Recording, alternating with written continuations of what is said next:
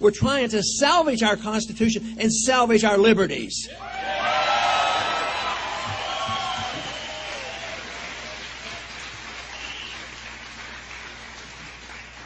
Obviously, too often our foreign policy of the last 30 or 40 years has backfired on us. We get involved, we spend a lot of money, lose a lot of lives, and there are no victories. And then the financial consequences are severe.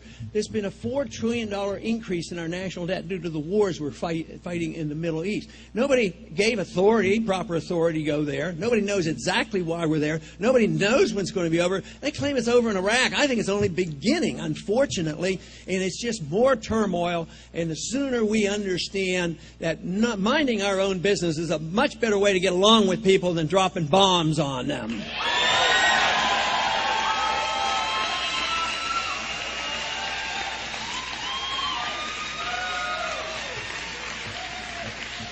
But, you know, another important point in our platform is that of personal liberties. And I am convinced that if you understand personal liberty, if you understand individual liberty, if you understand where liberty comes from, it comes to us in a natural way. It comes to us in a God-given way. If you understand that, you know that you should also have the right to keep the fruits of all your labors. But it is this careless attitude about individual liberty that has really been undermining whether it's our foreign policy or our economic policy. We, as a country, 100 years ago or so, for some reason, we chopped freedom into pieces, and some people defended personal liberties a little bit better than others. Others defended economic liberty. But if you understand individual liberty, personal liberty, and economic liberty are one in the same.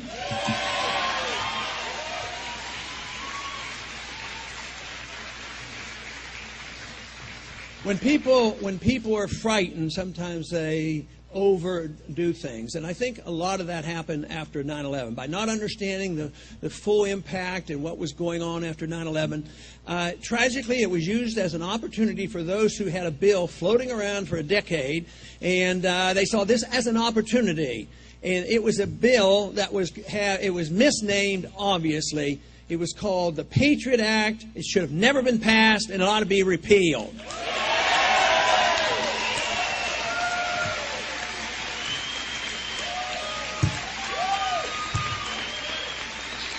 It was obviously well intended, but taking away our freedoms is not a good result of what they were trying to do. Franklin warned us about giving up liberty for security. And I have come to the firm conviction that we as Americans should never give up any liberty on the pretense that we're going to have more security.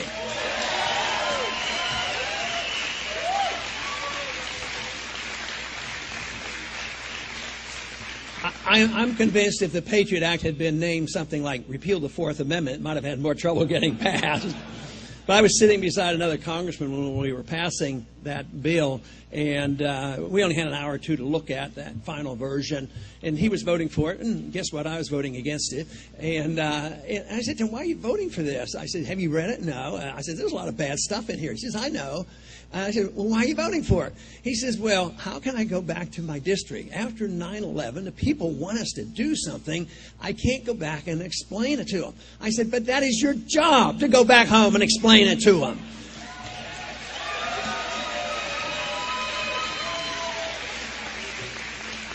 But the Patriot Act is going, if it's not changed or repealed, it's going to be a real burden to us because it's a real attack on our privacy. And now they're planning more. They're planning the whole idea of controlling the Internet. They're saying they're going to control piracy on the Internet. But what they're going to do is control your freedom and your privacy. We have the government turned upside down. The government becomes more secretive. At the same time, your privacy is being undermined. The Constitution was meant to protect your liberties, your privacy, and the government was to be open.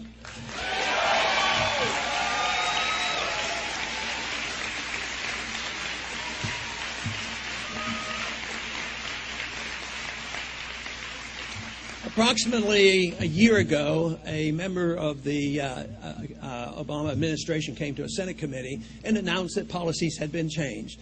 He said now that they are changing this, and it's up front. They were putting it out on the table. That's what really scares me. They've abused the law in the past, but they knew it was wrong and they hid it.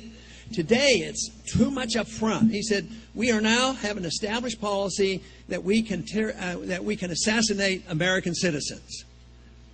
That is bad news. So they practiced it. They did it on 3 times, and they've established this as a precedent. So that is a dictatorship when 1 or 2 people in the whole United States can dictate and decide he's a bad guy, he needs assassinated because we can't try him. No charges, nothing official. So it is especially important that you try the bad guys, because if you don't try the bad guys, it really undermines our liberties. We have done this. Just think after World War II, the Nazi criminals were tried at Nuremberg. Even Adolf Eichmann, when he was captured, he was tried, given a trial, and then properly executed by the Israelis. So why are we getting so afraid of capturing people and arresting them and giving them a proper rights? But no, they've gone one step further. Here, 2 weeks ago, they passed this very, very ornery National Defense Authorization Act. And I'm always very pleased, and I comment on it, because the people who come to our rallies and know about what we stand for knows what's in that bill, and unfortunately the rest of the country better find out what is in that bill.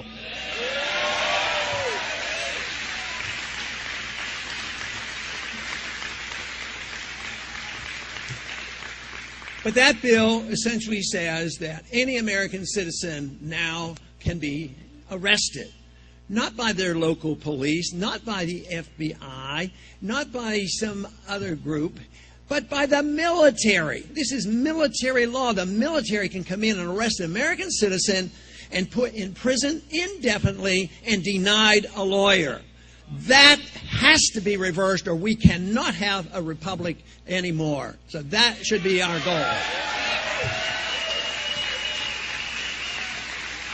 But personal, really all we have to do is think about liberty, where it comes from. Defend liberty. You will defend the marketplace. You will defend private property. You will defend sound money. You will defend contracts.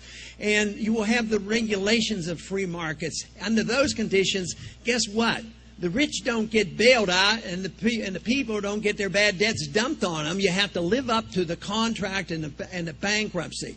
So this is the important thing. We have to see the free market, individual liberty, a sound economic, a sound foreign policy.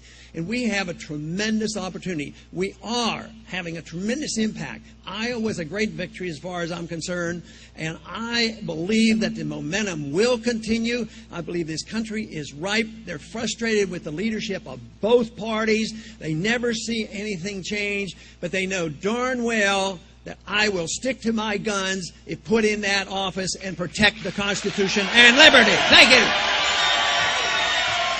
Thank you.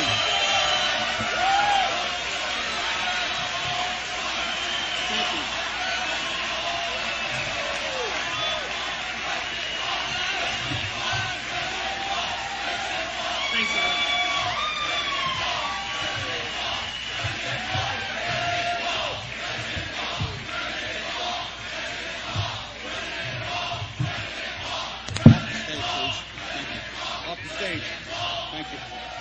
Off the stage.